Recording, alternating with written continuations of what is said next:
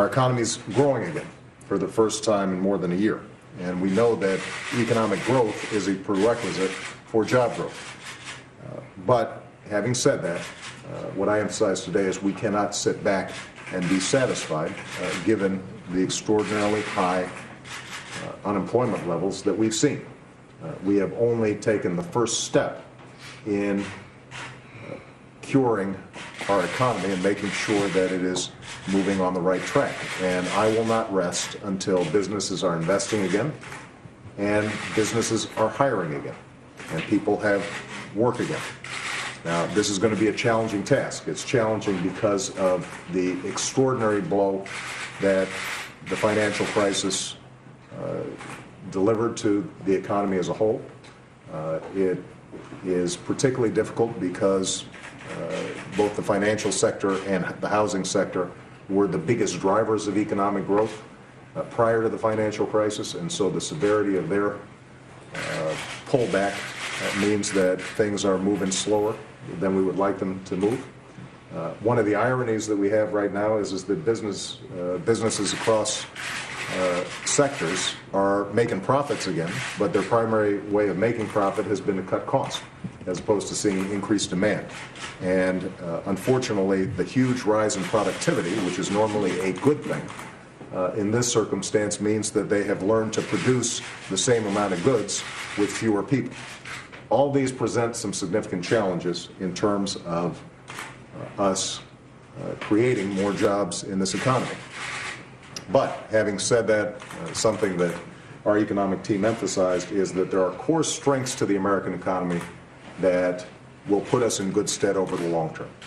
Having gone through this very wrenching adjustment, we continue to have the best universities in the world, the best innovation and technologies in the world. We continue to have some of the best workers in the world, the most productive workers in the world. And we have the kind of dynamism and entrepreneurship in our economies that's going to serve us well in the long term. The key is to bridge where we are now to that more prosperous future. And so a lot of the discussion in a whole range of different sectors was how do we move that job agendas forward? For example, in the export area, I just came back from a trip to Asia in which one of my highest priorities was discussing how we can increase exports into that region. If we could just increase our exports by 5% into that region, that would mean hundreds of thousands of well-paying jobs. And there's no reason that we can't do it. In fact, it turns out that they want our products and they want our technology, but partly because of regulatory restrictions, partly because of currency issues, partly because we just haven't been as aggressive as we need to be. We haven't gotten there. That's something that we're going to be focusing on infrastructure. Although some of the payout extends beyond just a couple of years, us investing now in revamping our existing infrastructure and then starting to lay the foundation for things like high-speed rail can make all the difference in the world. And in green technology, we are seeing some terrific ideas that could immediately put people back to work and save consumers money and help with the climate crisis that we have in place. So, as many of you know, we're going to be having a job summit on December 3rd. Part of the task of this cabinet was to generate good ideas in anticipation of that job summit. We are going to be bringing together people from all across the country, business, labor, academics, non-for-profits, entrepreneurs, small and large businesses, to explore how we can jumpstart the hiring that typically lags behind economic growth, but we don't want to wait. We want to see if we can accelerate it. And I'm confident that we're going to be able to do it because I've got as good of a cabinet as I think any president has ever had. Let me just close by saying this. This is a week to give thanks.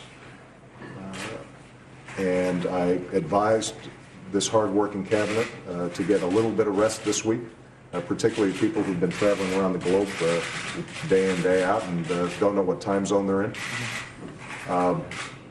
But I think it's also a time to remember that This has been a very difficult year, and a lot of people out there are having a very, very tough time. And I indicated to my cabinet that as hard as they're working and as difficult as the political environment can be sometimes, we are extraordinarily blessed to be in a position where we can make a potential difference in the lives of millions of people.